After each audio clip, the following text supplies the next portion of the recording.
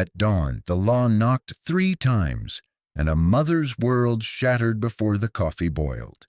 Some western mornings start quiet until 3 sharp knocks split the hush, and a family's fate hangs on a single sheet of cold paper. Nobody stands with them, not until a stranger steps into the kitchen, silent as midnight, burdened by his own regrets. With weary hands, he draws a line in the dust, daring the world to cross it. The coffee pot hissed on the iron stove, and the kitchen smelled of scorched chicory and cedar smoke. Frost filmed the panes. Wind threaded the gaps in the boards and made the lamp flame shiver. Abigail Rowe held the cup steady with both hands, so it wouldn't clink and wake the girls, but the sound that broke the morning came anyway. 3 hard raps on the front door like a hammer finding a nail. She set the cup down. "Sadie," she whispered, "take your sister." Sadie was already awake, bare feet on cold plank, tugging Lark behind her. The little one blinked, slow, hair stuck to her cheek, not yet understanding the hour or the hush. Abby crossed the room and put her palm flat to the door.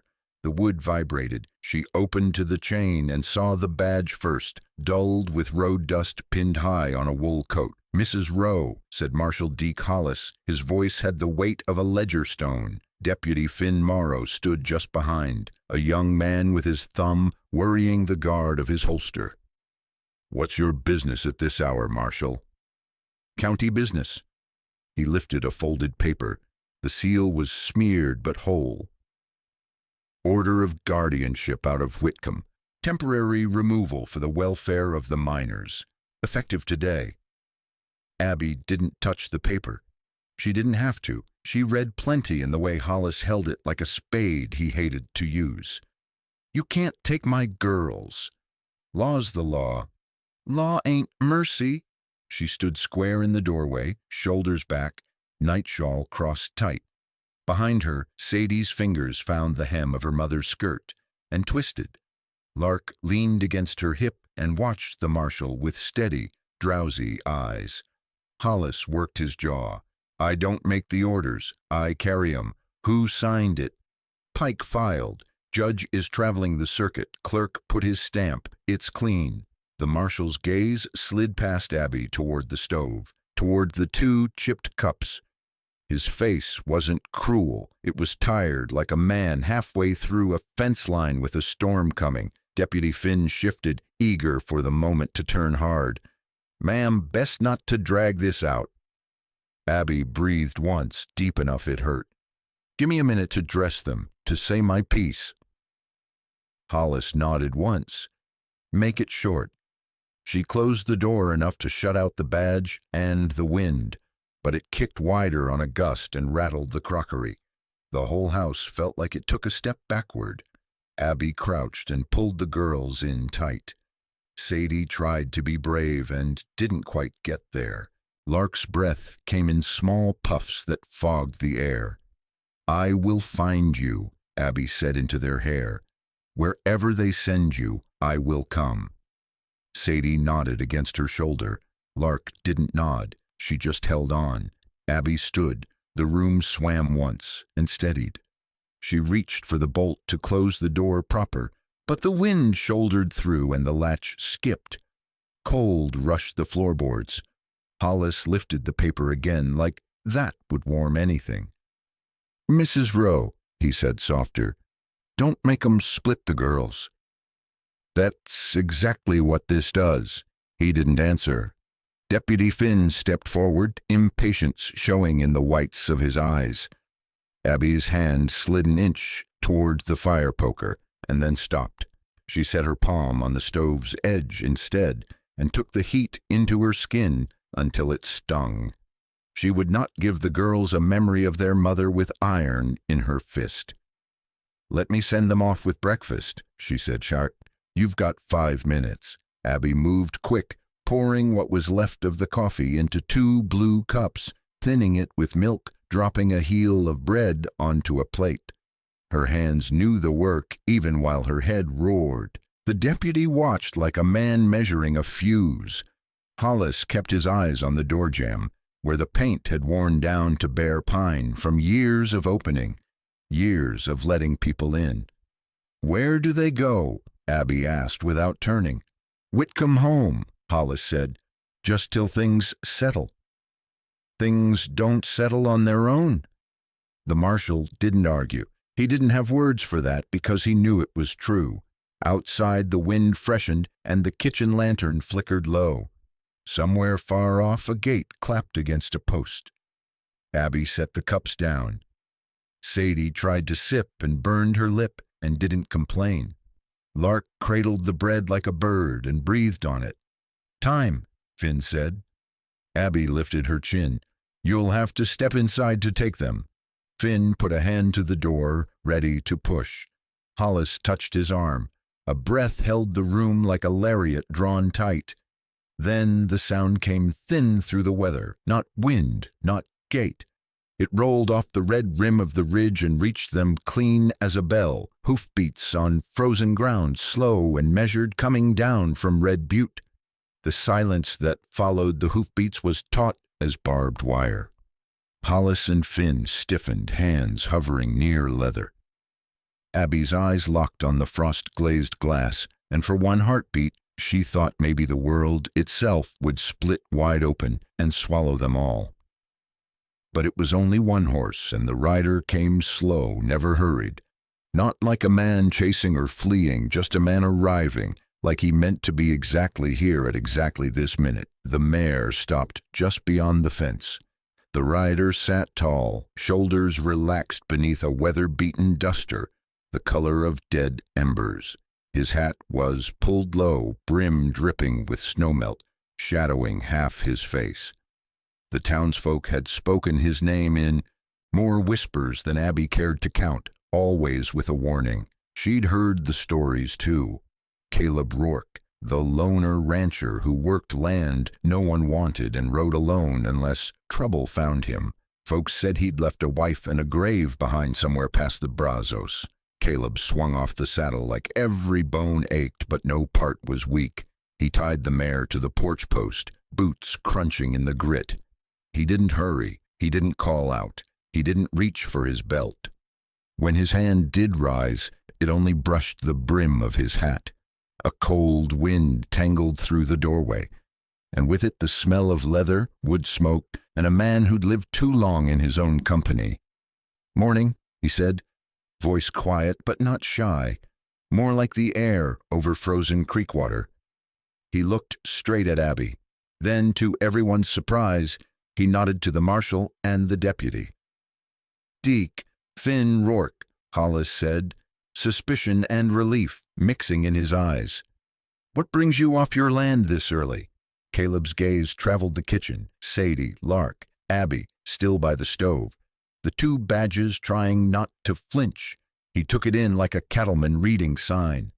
"Smelled coffee?" Caleb said simply, and stepped inside like it was his right, not a request. Hollis bristled, but Finn flinched back. Abby's hand trembled at her side. Caleb moved to the stove, reached for the battered enamel pot, and poured himself a cup. Steam rolled up and melted the cold in the air. He sipped, then offered the pot in Abby's direction. "You want some, ma'am?" She hesitated, then poured herself a half cup, her hands steadying with the ritual. She pushed a cup toward Sadie, who clung to it with both hands.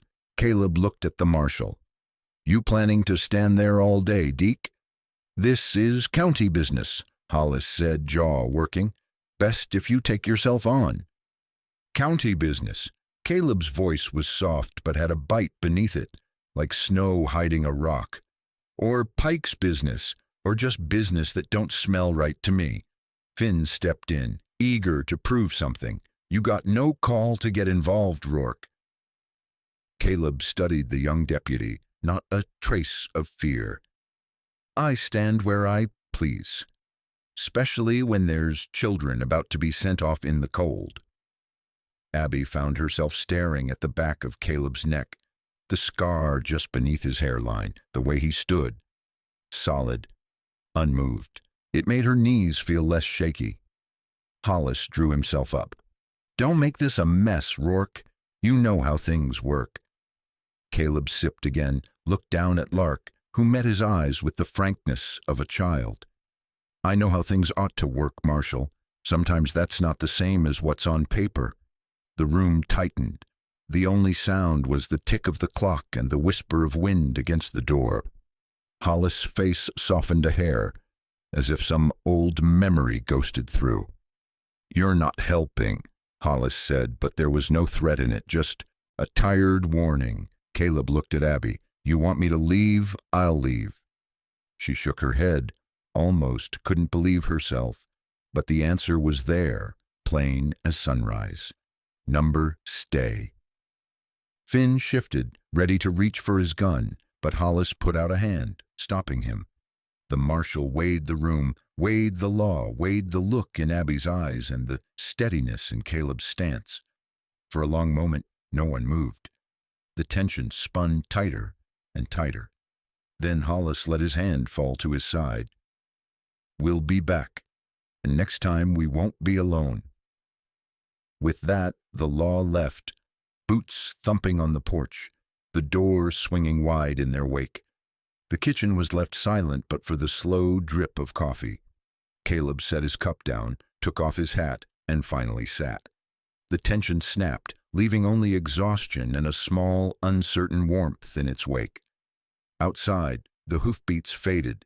Inside, the rumors had just begun to rise. Caleb Rourke was back in Sagebrush Crossing, and nothing would ever be the same. Noontime brought a dry, hard sun, and shadows cut sharp across Main Street. In Sagebrush Crossing, even a day that started with frost could turn to heat before you'd poured your second cup. Abby led Sadie and Lark along the boards in front of Pike's General, her head high but her jaw set tight. Folks parted without meeting her gaze, hats tipped but eyes averted, some out of shame, some out of calculation. A few, she noticed, looked to the window just long enough to watch, then disappeared behind curtains like they'd seen a ghost.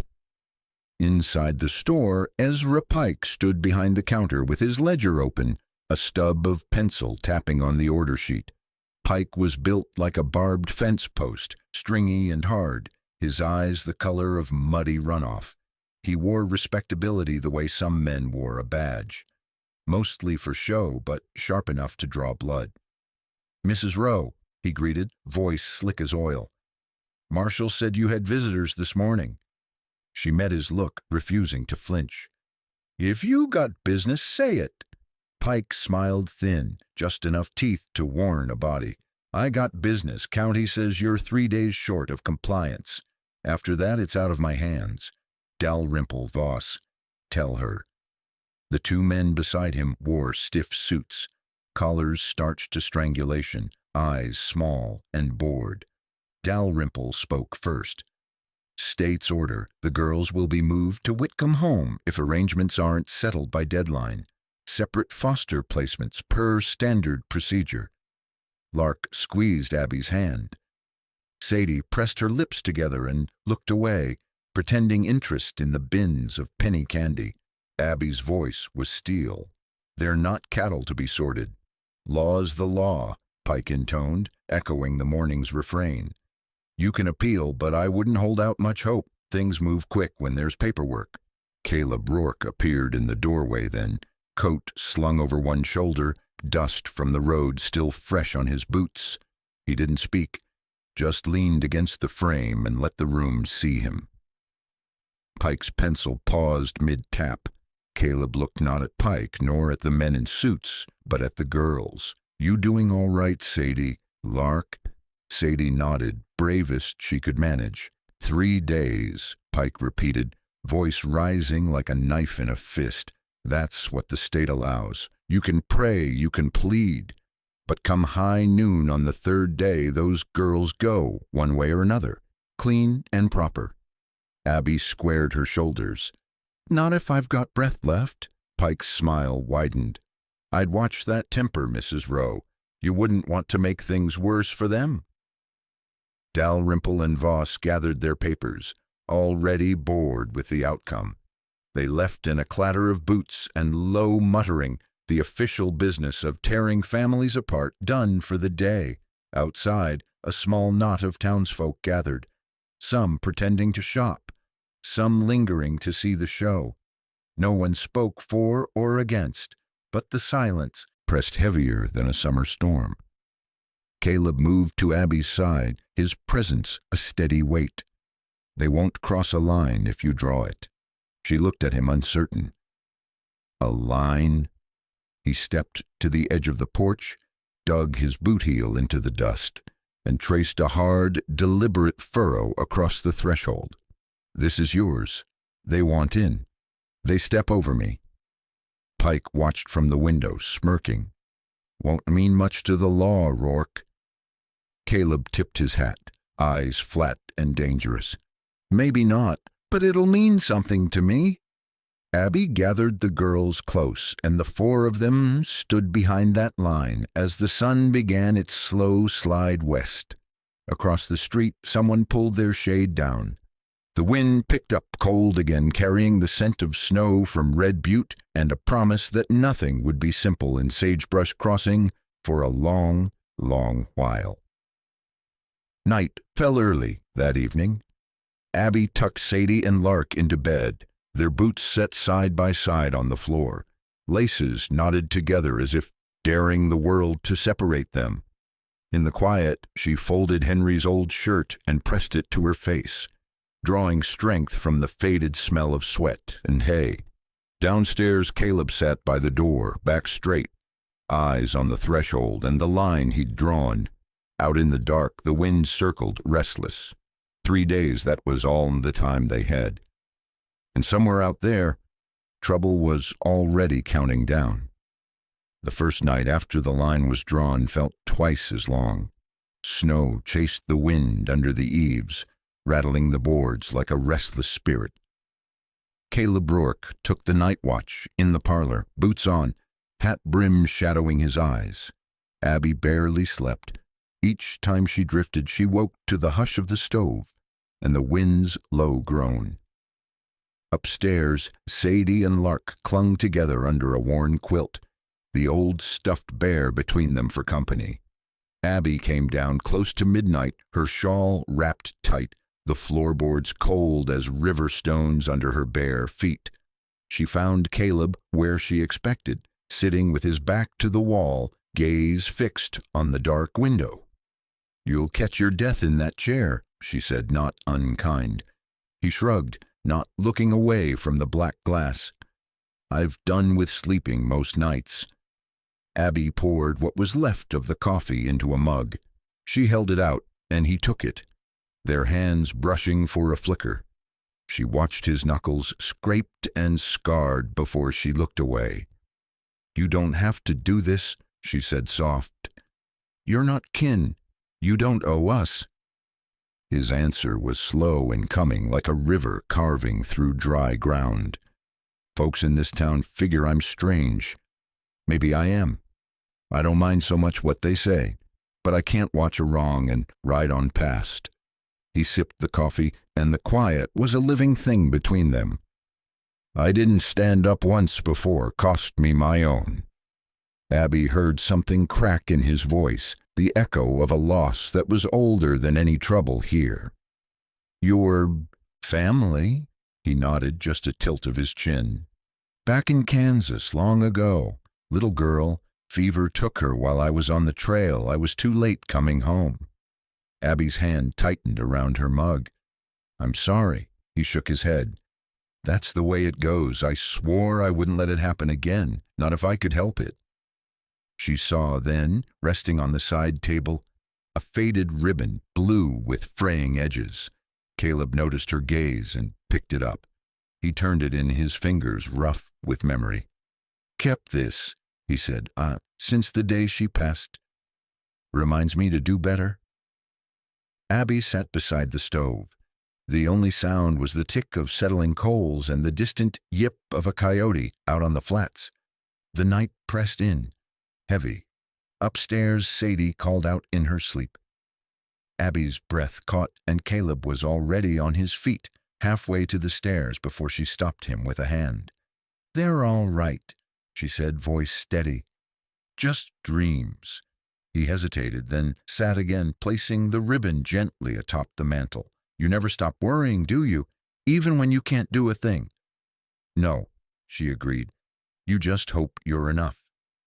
Outside, a shadow moved past the picket fence. Abby saw it first, shape cut against the moonlight, someone lingering where they shouldn't. Caleb reached for the rifle by his chair, eyes sharp and cold now. Stay with the girls, he said, voice low. But the shadow didn't linger. It melted back into the night, the crunch of snow soft and fading. Caleb watched until the dark was empty again. He set the rifle aside, tension easing from his shoulders by inches. Abby exhaled, her hands finally still. You think Pike will come himself? Caleb shook his head. He'll send others first. Paper, words, threats. That's the way with men like him. He'll make you feel small before he tries to break you. She nodded, the truth of it sinking deep. I'm tired of being scared. He looked at her. Really looked. Then don't be. Abby smiled, just a little. She watched him lay the blue ribbon across the mantel, a vow pressed between them and the fire's dying glow. They said nothing more that night, but a new kind of quiet settled in, a quiet with the shape of hope. Upstairs, Sadie snored softly, Lark's arm thrown over her. The old bear tumbled to the floor. In the hush before dawn, Abby realized she hadn't thought of running once. For the first time, someone else was awake when the wind howled at her door.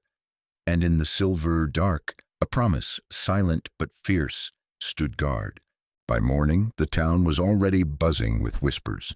Someone had seen Rourke's mare tied at Abbey Row's fence. Someone else saw the marshal ride off with empty hands. The story changed in every mouth, but the truth clung to the bones of Sagebrush Crossing. Something was shifting, and it started with a cup of coffee and a line drawn in dust. Abby set her jaw and went about her chores as if it was just another day, carrying wood, sweeping the steps, boiling oats for the girls. Caleb was out back, splitting kindling, the steady rhythm of axe and wood echoing through the cold. It was the kind of sound that made a home feel sturdy. The first visitor came early. Marta Lopez knocked with a loaf of bread still warm from her stove. I brought extra, Abby, she said, her eyes darting past her shoulder. For the little ones. Marta's voice was always gentle, but today it carried a tremor. It ain't right what they're doing. My mama used to say, kids belong together no matter what some paper says. Abby squeezed Marta's hand. Thank you for seeing us. A few hours later, Ephraim Cutter, the blacksmith, arrived with a bundle of split wood. He set it by the back stoop and tipped his hat. Town's colder than usual. Figured you might run low. Caleb nodded at him from the woodpile. Silent acknowledgement passing between men who understood what it meant to keep a promise. By midday, more signs of quiet alliance appeared. A pot of stew left on the stoop, a sack of flour beside the door. Miss Alma Tate slipped a folded note under the window. They need their mother, not a new address. If you need anything, ask. Samuel Red Elk rode by as the sun was falling, his pony barely raising dust. He handed Abby a small deerskin pouch tied with red twine. Hang it above your door, he said in a gravel voice. For peace, no questions. Abby did as told, her hands shaking a little less than yesterday. Inside, Sadie read from her father's old Bible, while Lark lined up colored marbles along the windowsill. Caleb, washing up for supper, paused at the sight. Lot of folks watching, he said, voice even. They're afraid, Abby said, but maybe not as afraid as they were. He nodded, drying his hands. Fear's a funny thing, breaks people or brings them together. You just never know which until the wind changes. That afternoon, Deputy Finn walked by the house. He slowed at the fence, watching as Caleb hammered a new board over the window. For a moment, it looked like the young deputy might say something, ask for coffee, offer warning, confess a doubt, but he just tipped his hat, then kept walking. Inside, Abby's hands moved with new steadiness as she braided Sadie's hair, humming an old tune from her own mother.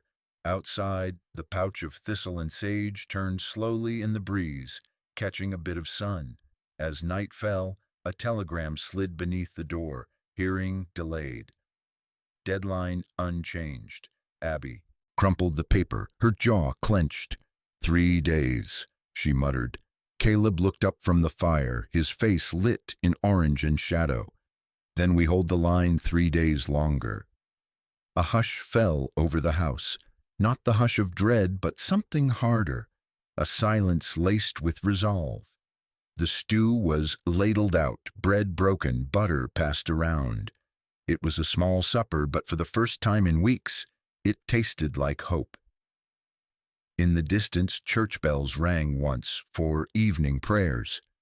Abby leaned her head against the window frame, eyes drifting to where the road curved up toward Red Butte. Tomorrow would bring what it would, but tonight the girls were safe. The line was held, and the fire burned steady through the dark. Outside, the pouch Samuel had left spun quietly in the night wind, a promise in red twine, small but unbroken. By the second day, the line in front of the row house wasn't just dust. It was a border, and everyone in Sagebrush Crossing seemed to know which side they stood on, even if they wouldn't say it aloud. The cold cut deeper that morning. Frost hung on the rails. The world seemed to shrink around the small house. Every sound sharper, every movement watched. Abby could feel it when she opened the curtains, eyes on her from the bakery window, the mercantile, even the church steeple. She dressed Sadie and Lark slow and careful, braiding their hair, tying the ends with pieces of blue ribbon. Breakfast was a quiet affair. The girls ate their oats without complaint, watching their mother more than their bowls. Caleb sat at the end of the table, rolling a toothpick between his fingers, gaze steady on the front window. The knock came hard, rattling the panes. Abby tensed. Caleb set down the toothpick and stood. "Stay here," he said, voice low. Marshal Hollis was back, this time with 2 deputies, Finn and another, older, one-eyed, the kind of lawman who looked like he'd broken as many noses as he'd set right. They sat high in their saddles, faces drawn tight. Ezra Pike stood off to the side, boots planted just past the line Caleb had carved into the dust. He held a leather satchel in one hand, papers visible at the flap, the other hand on his cane. Pike's hat was pulled low, his smile tighter than wire. Caleb opened the door and stepped onto the porch, boots thudding hollow on the planks. Hollis raised his chin. "This is your last warning, Rourke. Mrs. Rowe, we're here to enforce the order." Caleb's answer was quiet, unhurried. "You cross this line, Marshal. You better mean it, because I won't stand aside." The 2 deputies shifted, one with a hand on his revolver. The air was thick, the whole town holding its breath. Pike sneered. "You think this is a matter for gunplay, Rourke? You think folks'll bleed for a widow and her brats?" Caleb's eyes never left Hollis. "I think most folks just want to sleep at night. Even you, Ezra." Abby stood behind the screen, the girls pressed against her legs. She could hear every word, every creak of the porch. Hollis sighed, the kind of sound that carried all the years he'd worn the badge. "Don't push this any further. There's law and there's trouble. This ain't gotta be both." Caleb didn't blink. "Sometimes law is trouble, Marshal." "Not all orders are just." A long silence. Wind caught loose snow along the fence line. Pike's cane tapped once, sharp. The crowd gathering at the edge of the street shifted, whispers snaking through the cold. Then, with a look that mixed respect and regret, Hollis raised his hand and signaled his deputies back. "We'll be at the courthouse come noon tomorrow. You best be ready to do this right, or not at all." They mounted up. Pike shot one last glare toward the porch, then spat in the dust and followed. Caleb watched them ride off. Only when the horses had turned the corner did he relax, shoulders sagging, face lined with fatigue. Abby opened the door, letting the cold rush in. "You were ready to shoot." He shook his head. "I was ready to stand. There's a difference." Inside, the girls clung to each other, uncertain, but Sadie managed a tiny smile. Abby knelt and pulled both to her chest, her heart racing. Lunch was a thin soup, stretched with old carrots and beans. Caleb ate quietly, eyes on the window, every muscle tight as a drawn bow.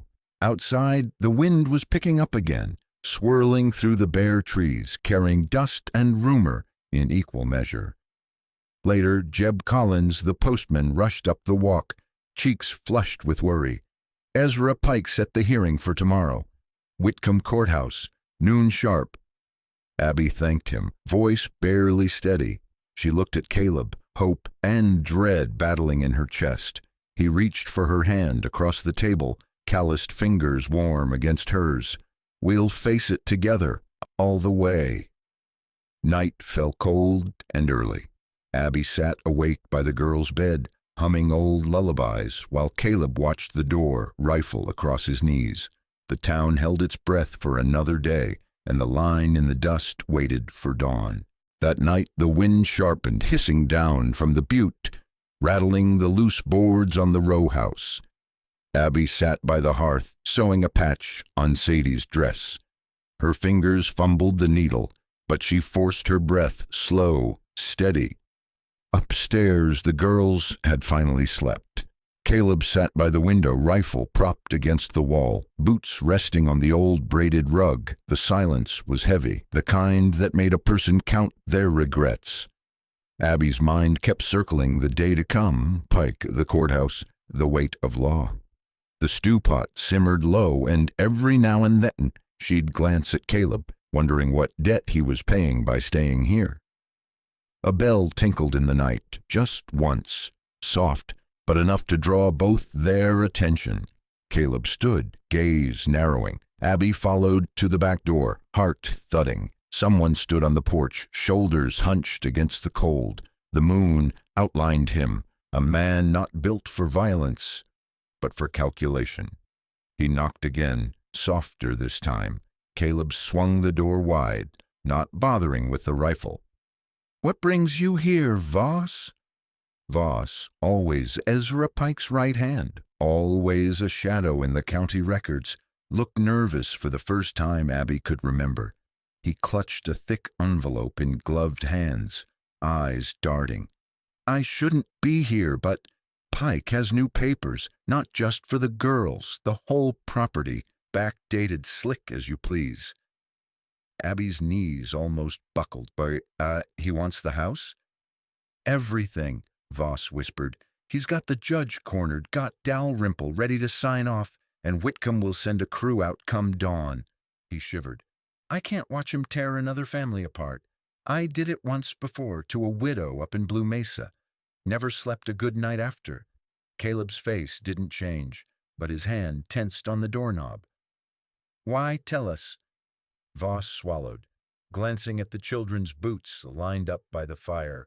"I'm no hero, but I ain't selling my soul neither. You got to get out before morning. Take the back trail toward Ash Fork. No one will look for you in the old mines." Abby felt a strange clarity settle over her. "If we run, it's like admitting guilt." "It's like staying together," Voss said. "That's all it is." A howl echoed from the ridge, coyote or something meaner. Abby looked at Caleb, searching his eyes for a sign. "We pack tonight," Caleb said, voice even. "Don't wait till dawn." He turned to the girls' room, gathering a few clothes, the blue ribbon, Henry's photograph. Abby wrapped a loaf of Marta's bread and a tin of stew. Caleb found a length of rope, an old lantern, and the rifle, moving quick but calm. Sadie and Lark woke, blinking at the urgency but not crying. "We're going for a ride. Abby whispered, smoothing their hair, voice gentle as she could manage. Hold close. Don't let go. Abby looked around the house once more. The stove, the patched curtains, the pictures on the mantel. Every corner was memory. She locked the door behind them, not knowing if she'd see it again. The night air bit deep. Caleb led the way along the creek bed, boots silent in the snow, girls bundled close under his coat. Abby carried the bread, Henry's Bible, her heart pounding with every step. Behind them, shadows flickered, 3, maybe more, moving slow along the ridgeline. Caleb glanced back, jaw clenched. They're following. Don't look. Keep moving. The Rowe family and Caleb disappeared into the darkness, the lantern shielded, their footprints fading in the wind. As they reached the far edge of town, Abby stopped, looked once over her shoulder at the house. The door closed tight, the red twine pouch still spinning in the night breeze. Ash Fork waited, black and silent. Behind them, the bell on the porch rang again. Just once, the sound lost on the cold air, marking an ending and a beginning in Sagebrush Crossing. Ash Fork was nothing but a scar in the earth. Silver mines stripped bare and left to rot, tunnels that once rang with voices now echoing only the drip of cold water. Caleb led the way down the narrow game trail, lantern held low, breath clouding in the frigid air. The girls clung to Abby.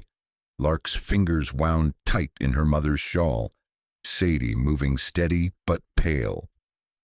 They reached the mine entrance just as the first edge of dawn paled the sky. The old timbers stood like rotting teeth, frost crusting the boards. Caleb paused, listening, then ducked inside. Step where I step, keep the lantern behind me. Don't talk unless you have to. Abby led the girls in, the darkness swallowing them whole. The cold was a living thing here, colder even than outside, biting through boots and bone. The tunnel smelled of old metal, wet stone, and secrets that never left. A few yards in, the passage widened into a low chamber, black as sin but dry. Caleb set down the lantern and scanned the walls. We'll rest here. No one's likely to follow this deep. Abby unwrapped the bread, broke it into pieces for the girls, but Lark just shivered and held Henry's photograph close. Sadie looked up at Caleb, her voice barely a whisper. Are we hiding from bad men? He met her gaze, quiet. We're hiding from men who don't know the cost of what they do.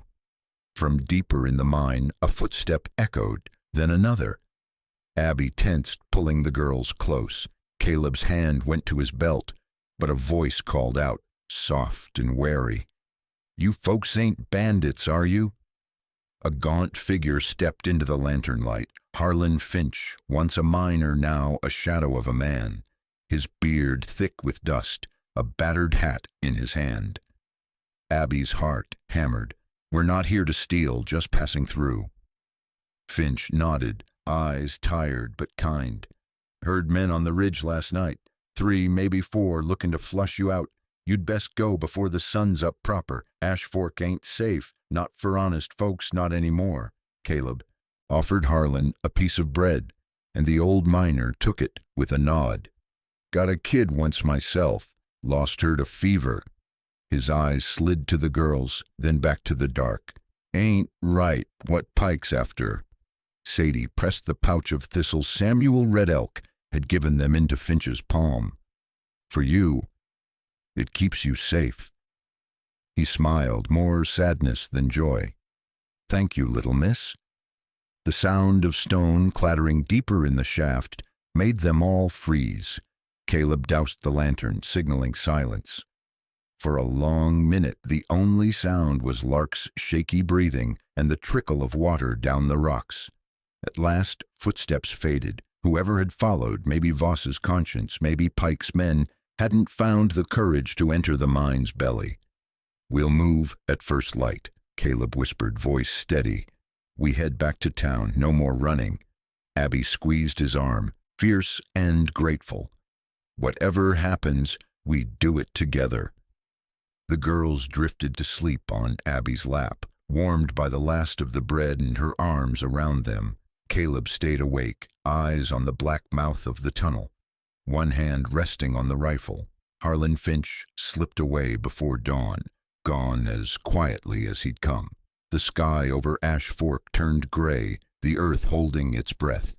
When at last they stepped back into the cold, they were changed.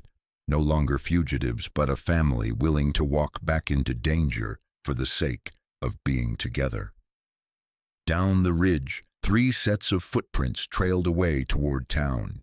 The rows followed, their hearts heavy, their resolve sharpened by the darkness they'd survived. Behind them, Ash Fork closed its mouth, swallowing secrets for another day. Sagebrush Crossing had a look about it that morning, a town cinched up tight, holding its breath, waiting to see which way the wind would turn. The Rose and Caleb reached the outskirts just as the sun crested the butte, painting the rooftops gold and copper. Abby's boots were caked with mud, the girls' cheeks red from cold and fear, but their backs were straight. Caleb walked beside them, rifle slung but hand easy, not threatening, just ready. The first stop was Reverend Boone's parsonage, the old whitewashed house at the end of Main. Boone answered the door, eyes wide, then wider still when he saw the girls. Abigail Rowe. Lord, child, I heard the rumors, but... Abby didn't let him finish. Reverend, I need you to write down what you know, all of it. Pike's trying to take my girls, and now the house. We were forced out last night. He's got backdated papers. Boone's face hardened with a kind of quiet rage. Get inside. Warm yourselves. He fetched his old ledger and a fountain pen, nodding as Abby spoke, line by line. I'll testify. You'll not be alone tomorrow. From there, they moved door to door. Ephraim Cutter, Miss Alma Tate, Marta Lopez, Samuel Red Elk. Abby told their story to each, voice steady, hands never shaking. She didn't plead, she didn't beg, she just spoke the truth. Marta hugged her, tears in her eyes. Ephraim copied Boone's example, signing his own statement. Samuel offered a silent, weathered nod, slipping a fresh pouch of sage and tobacco into Lark's hand.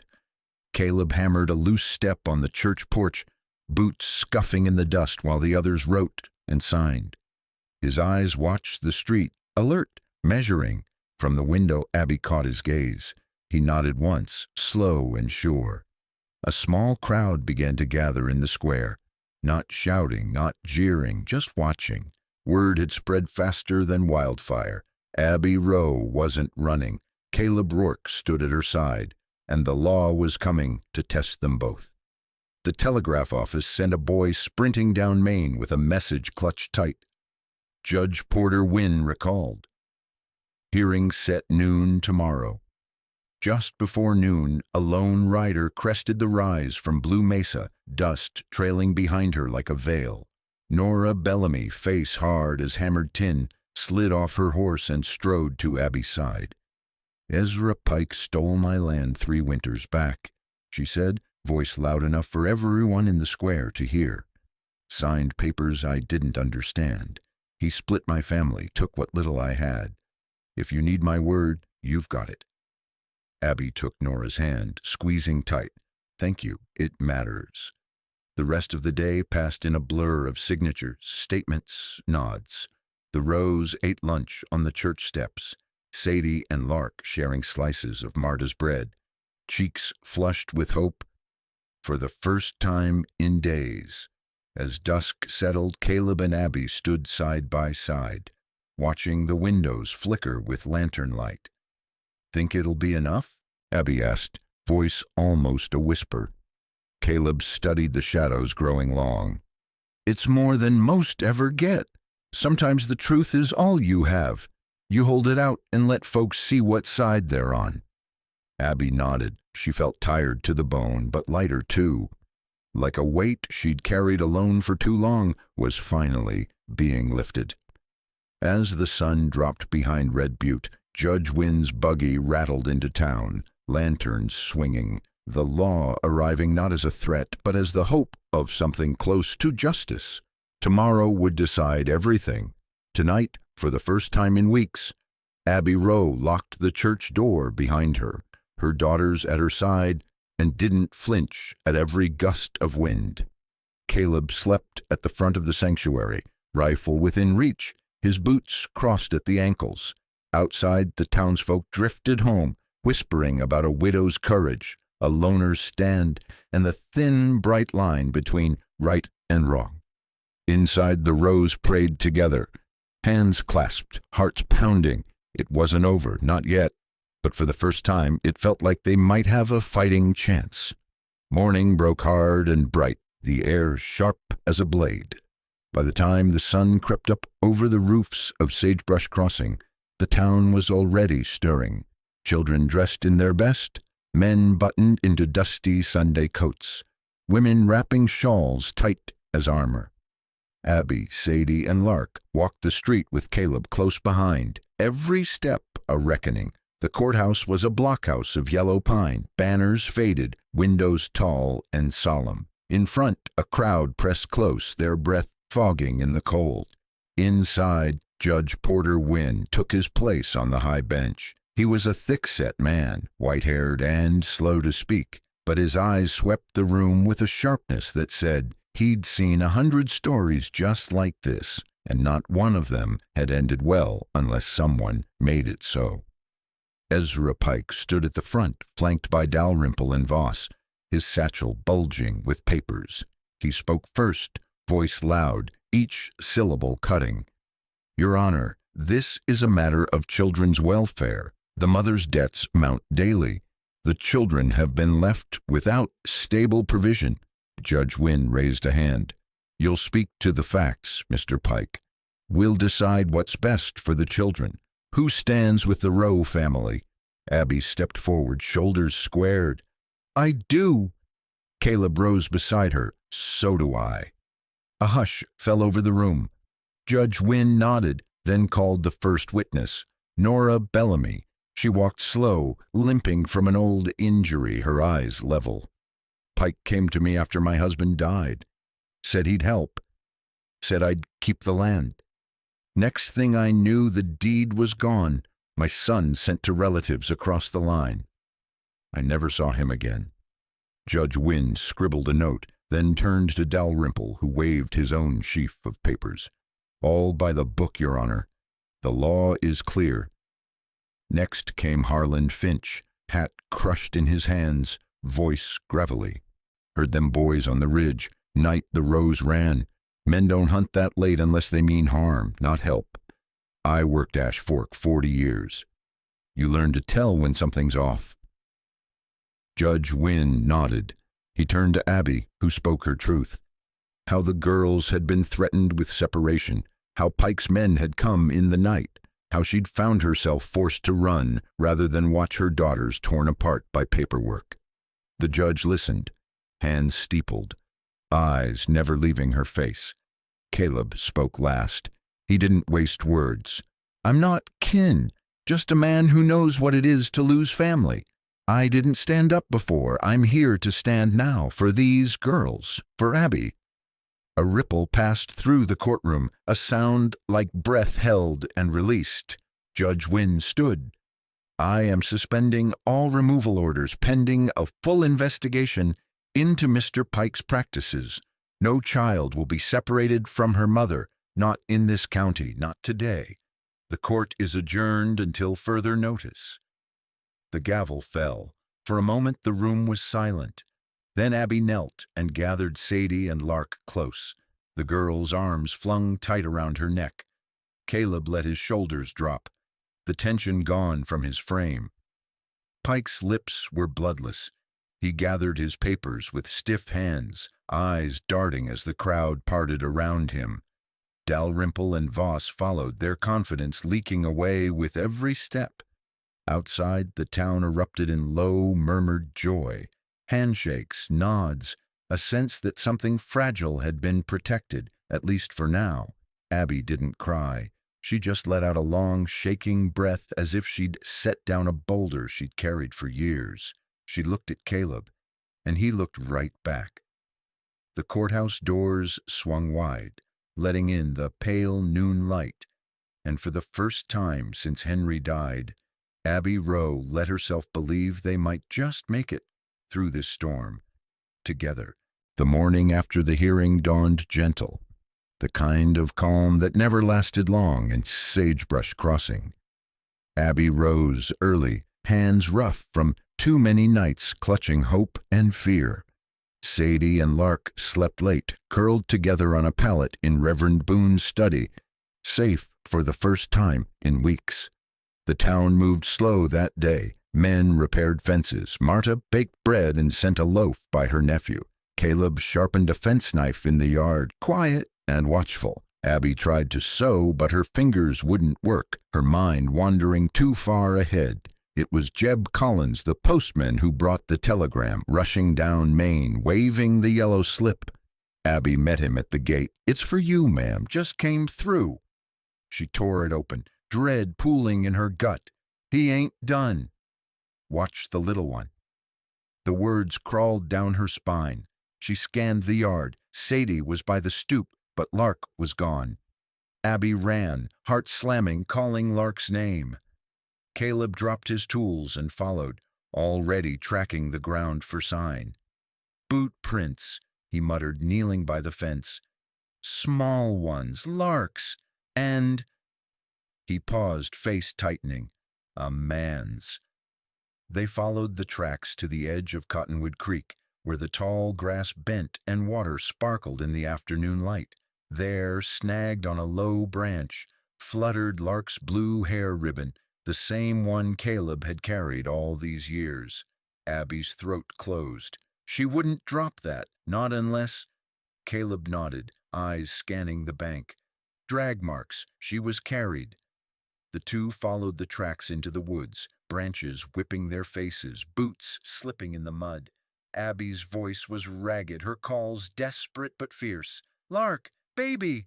Deeper in, they heard a voice, a man's, rough and low, and the thin, frightened cry of a child. Caleb motioned Abby behind him. He moved quiet as a shadow, pushing through the underbrush. In a clearing by the water, a fire burned low. A man sat beside it, hat pulled low, holding Lark tight in his lap, a dirty hand over her mouth. "Don't move!" The man spat, looking up. His eyes were wild, a scar cutting his brow. "You want her back? You put your hands up." Abby stepped forward, voice hard. "You let her go!" The man shook his head, smiling mean. "Pike sent me, said to scare you good, said maybe break you." Caleb's voice was a growl. "That's enough."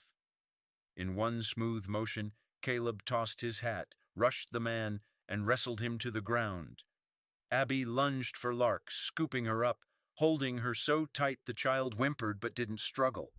Sadie appeared at the edge of the trees, Bible in hand, eyes wide with terror. The fight was ugly but quick. Caleb pinned the man, breathing hard, his fist cocked but not thrown. "You move again, you'll wish you hadn't." He tied the man's hands with his own belt, dragging him away from the girls. Abby held Lark, whispering words that were more prayer than comfort.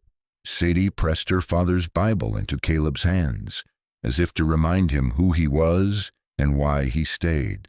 By the time the sheriff and townsfolk arrived, the man was tied and spitting curses. Caleb stood over him, chest heaving, face streaked with sweat and resolve. Abby looked down at the blue ribbon clutched in her hand, realizing it wasn't just a memory anymore. It was a second chance. Lark buried her face in Abby's coat, crying silent tears, and Sadie wrapped her arms around them both. Caleb met Abby's eyes, and she nodded, a wordless thank you.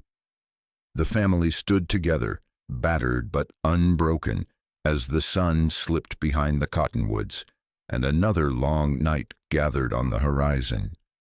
Tomorrow would bring more threats, new papers, new dangers. But tonight, Abby had her girls, and Caleb stood guard, the blue ribbon twined between his fingers, and a promise still unbroken. The sun was nearly gone by the time they dragged Pike's man back to town. Shadows stretched long across the dirt street, painting everything in bruised blue and gold. Caleb handed the outlaw over to Marshal Hollis, who locked him up in the old stone jail, the key turning with a finality that echoed down the empty boardwalks. Abby held Lark close, her arms trembling with relief and exhaustion. Sadie clung to her mother's skirts, eyes flicking to every stranger who passed, just in case. Inside Reverend Boone's parlor, the girls huddled by the fire, Caleb and Abby hovering close. Marta Lopez brought stew and stayed, her presence quiet but strong. Samuel Red Elk stopped by the window, one hand raised in silent blessing. Abby barely tasted the food, nerves strung so tight her teeth ached. She kept thinking of the blue ribbon, of Lark's small wrist yanked from her grip. Caleb cleaned the mud from his boots in the back room. Abby found him there, staring at nothing, his hands shaking just enough to make the knife slip. She leaned in the doorway, the lamplight painting shadows on his face. "You could have killed him," she said softly. Caleb shrugged, looking away. Wouldn't have fixed anything, wouldn't have brought her back faster. They stood quiet a moment, the weight of regret and relief hanging heavy. At last, Abby stepped forward, placing her hand over his. "You brought her back. That's what matters." He looked up, eyes rimmed with tiredness, something softer behind them. "I almost lost her, almost lost all of you." Abby squeezed his hand. "But you didn't." A rap at the front door broke the quiet. Hollis entered, hat in hand. "Got more trouble, Abby. Pike's got papers from the next county. Claims you and Rourke are a threat to your own children, says you're harboring a criminal." His mouth twisted in disgust. "Hired 2 men from out of town. They'll be here by morning." Abby's heart hammered, the old dread rising fresh. "We can't fight this forever." Caleb's jaw set, voice low and even. "Number, but we can fight it tonight." The plan came together quick. Caleb slipped out, checking the alleys, eyes peeled for Pike's hired guns. Abby packed what little they could carry, a loaf of Marta's bread, the girls' battered dolls, Henry's old Bible. Boone promised to keep the church door open should they need it. The family huddled together in the parlor. Caleb knelt beside the girls, voice gentle as riverstone. "You stay close, you listen to your mama, you don't let go, no matter what." Lark nodded, fierce and silent. Sadie clutched her father's Bible. Night fell thick and heavy, the wind rattling the glass. The first gunshot cracked through the darkness, a warning, not an attack, but enough to send every heart in the house pounding. Caleb peeked through the front window. 2 men, strangers, waited in the street, hands never far from their belts. Pike watched from the porch of the boarding house, eyes cold as old nails. Abby's voice shook, but held. "We're not leaving, we're not hiding. If they want to take us, they'll have to do it in front of the whole town." The next hours blurred. Whispers passed from porch to porch. Lamps flicked on one by one. Shadows grew behind every curtain. Marta stood at the gate, Bible in hand, daring anyone to cross. Samuel Red Elk stood guard at the alley, a silent sentry. Just before midnight, the tension snapped. Pike's men pushed forward, hands reaching. Caleb moved first, fast as lightning, one quick punch, then another. One man went down, the other's gun clattered across the street. Marshal Hollis shouted, "Enough!" The crowd surged, townsfolk closing ranks behind Abby and the girls. Pike cursed, waving his papers in the air, but Judge Wynne appeared, his robe billowing, face thunderous. "No more!" the judge roared. "This ends here. Pike, your claims are void. Any further action and you'll answer to me, not some backwater sheriff." Pike sputtered, rage twisting his face. But the people of Sagebrush Crossing had already chosen. They stood behind Abby, behind Caleb, behind the girls. The law was finally on their side. As the last of Pike's men slunk away, Abby collapsed onto the church steps. Sadie and Lark pressed close. Caleb knelt beside them, Mud streaked on his face, eyes burning. The family didn't speak. They didn't need to. They just held each other, the moon rising cold and high above Cottonwood Creek as the town held its breath for a peace hard-earned and dearly bought. The sun rose thin and pale, the kind that barely cut through the chill left behind by the night's battle. The town was quiet at first, windows shuttered, doors bolted. But word spread fast in Sagebrush Crossing. By noon, folks gathered in the square, curiosity mixing with shame and something newer, sharper, resolve. Ezra Pike stood at the edge of the courthouse steps, two strangers at his side, hired hands from out of county, their eyes flat, faces hard. Marshal Hollis and Judge Wynn waited nearby, flanked by Deputy Finn and Samuel Red Elk. Caleb stood tall at Abby's side, shoulders squared, rifle slung across his back but hands empty, ready for anything. Abby held Sadie and Lark close, both girls pressed against her coat. She could feel their hearts beating fast, but their eyes never left Pike. The townsfolk circled in, Marta Lopez, Ephraim Cutter, Reverend Boone, Miss Alma Tate, even the schoolhouse children clutching slates and chalk. Faces set.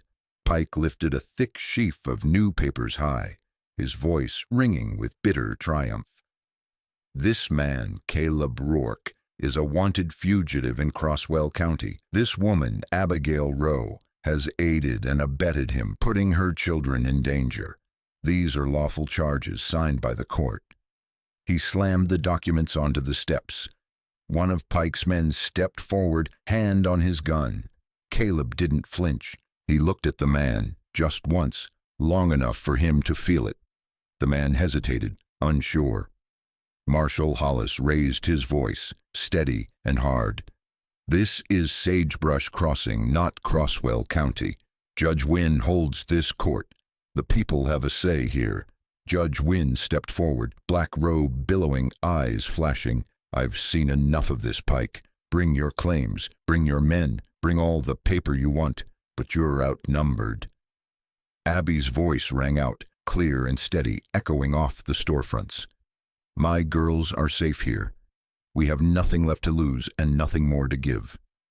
Caleb moved between Pike's men and the Rowe family, hands loose, jaw set. You want to come for us? You do it in front of all these folks. Make your stand. The townspeople began to move, first one, then another. Marta stepped out, Bible in hand. Ephraim raised a hammer. Miss Alma lifted a hand in blessing. Samuel Red Elk crossed his arms over his chest, face unreadable but fierce. Reverend Boone called out, We choose Abby, we choose the girls. A wave of bodies formed, quiet but unbreakable, closing ranks behind the Rose and Caleb. The hired men glanced at each other, doubt flickering in their eyes. Pike's anger boiled over. You fools! You think this will end it? I'll bring more men, more law— Judge Wynn cut him off, voice iron. No, Pike, your claims are void in this court and your time is up. Leave now or you'll answer for more than just paper crimes. For a long, terrible moment, no one moved. The only sound was the cold wind flapping the courthouse flag. Then slowly Pike realized he'd lost. Lost the law, lost the crowd, lost the last shred of respect he ever held. He turned, spitting in the dust, and stalked away, his men trailing behind, heads lowered. The townsfolk cheered, not loud but proud. Children ran to Abby and the girls, offering wildflowers, chalk, small marbles from their pockets. Marta hugged Abby, tears on her cheeks. Hollis clapped Caleb's shoulder. Judge Wynn nodded, his sternness easing. For the first time, Abby felt the weight on her chest lift. The girls smiled through their tears, clinging to her hands. Caleb stood close, silent, his promise unspoken but unbreakable. As the crowd thinned and the day waned, Sagebrush Crossing felt different, like a place where a family could start again, where people could stand together even when the world tried to tear them apart. The line in the dust was gone, but the bond it marked had only grown stronger. Spring crept in gentle, almost shy, at Sagebrush Crossing. One dawn, after a night of soft rain, Abby stood at her window and watched light spread over the cottonwoods, their white puffs trembling like the hope in her chest. The house felt warmer now, walls steady, the old roof patched where snow once leaked. The scars were still there, on wood, on hands, on hearts, but the fear had faded. Caleb spent his mornings fixing fence along the north pasture, Lark beside him, clutching a pouch of nails, handing each one like it mattered. Sadie chased calves through the wet grass, hair streaming wild, laughter shaking loose what sorrow still lingered. Abby watched them from the porch, a mug of coffee warming her palms, letting the day slow her pulse. Neighbors came by, Marta with sweet bread and the latest news, Ephraim with word of a foal born strong and stubborn, Samuel Red Elk bringing willow bark for Abby's aches and a rye story for the girls. Reverend Boone stopped most Sundays, lingering after church, just to sit and listen, as if quiet was what healed most in the end. No one spoke of Pike. He'd left town with winter's last hard wind, trailing nothing but dust and grudges. The courthouse kept his papers locked away, Judge Wynn's signature closing that chapter for good. The strangers he'd hired drifted on, looking for trouble elsewhere. Inside the house, routines returned, gentle as breath. Coffee in the morning, soup bubbling at noon, evenings around the old stove with the Bible Henry left, and Lark's blue ribbon now tied to the lamp, a sign of loss and of what was found. Some nights the girls curled close to Abby, whispering secrets the kind that never needed to be spoken aloud. Some nights Caleb lingered late on the porch, boots muddy, the air between him and Abby soft as the sky before rain. He never said the words, not in so many syllables, but each time he fixed a fence post, each time he read Lark a story or offered Abby the first cup of coffee, she heard it clear as thunder. I'm not leaving. Late in May, the first wildflowers came. Abby planted a patch near the steps, Sadie and Lark kneeling in the dirt, hands grubby, laughter easy. Caleb set his tools aside, came to stand beside Abby as the girls played. She leaned against his shoulder, feeling the steadiness in him, the promise he'd made and kept, wordless but strong. Looks like we might finally get a good season, she said, voice low. Caleb glanced at the horizon, where the sun burned down on green hills and new calves. Looks that way. They stood there a long while, neither needing more. The wind tangled through the cottonwoods, the smell of cut grass and coffee and hope weaving around them. And when the evening came, painting gold over the fields and mountains, Abby stepped onto the porch, Caleb at her side, Lark and Sadie's laughter echoing through the open windows. She set her mug down, caught his eye, held it with quiet certainty. I'm not going anywhere, Caleb said at last. Come hell or high water. And Abby nodded, not smiling but shining, and for the first time in a long, hard year, the world felt wide open and home was right where she stood. If this story touched you, let me know with a simple comment. Just type 1 or 0 below, so I know you're still here with me. Don't forget to hit that subscribe button for more true-to-the-bone Western stories. Real grit, real heart, just like this one. Stick around. The next tale might be the one that stays with you forever. See you down the trail.